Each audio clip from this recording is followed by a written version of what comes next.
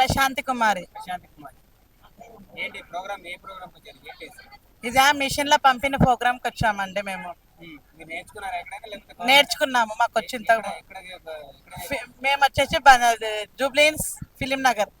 నేర్చుకున్నారు. ఇప్పుడు గవర్నమెంట్ పంపిణీ చేస్తుంది, ఎట్లా అనిపిస్తా ఉంది? చాలా హ్యాపీగా ఫీల్ అవుతున్నాము. మీకు రేవంత్ రెడ్డి చాలా గారు హ్యాపీగా ఫీల్ అవుతున్నాం అండి, చాలా హ్యాపీగానే ఉంది. మరి మీకు మొత్తానికి ఇస్తున్నారు, ఆ, సో ఏం చెప్పదలుచుకున్నారు రేవంత్ రెడ్డి గారు? చాలా థ్యాంక్ యూ.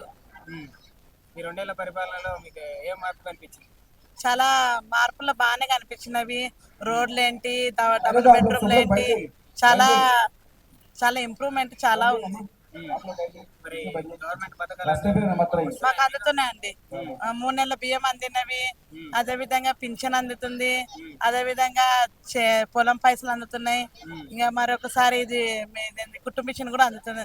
చాలా హ్యాపీగా ఫీల్ అవుతున్నాము. ఏం చెప్పదలుచుకున్నారు రేవంత్ రెడ్డి గారు? ఇంకేందంటే పేద విద్యార్థులు ఎవరైనా ఉంటే వాళ్ళ స్టడీ విషయంలో కానీ, ఇంకా అదే విధంగా ఏమైనా జాబుల గురించి కానీ అదే అడుగుతున్నాం రేవంత్ రెడ్డి గారిని.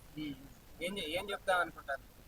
అదే గెలిచిండు కదా, ఇంకా ఈయన ఇలానే కొనసాగాలి. ఇంకా మాకైతే ఏమైనా మేలు చేస్తే జాబ్ విషయంలో ఏదైనా జాబ్ పెట్టిస్తే బాగుండు అనిపిస్తుంది. Subscribe us and press the bell icon for more interesting updates.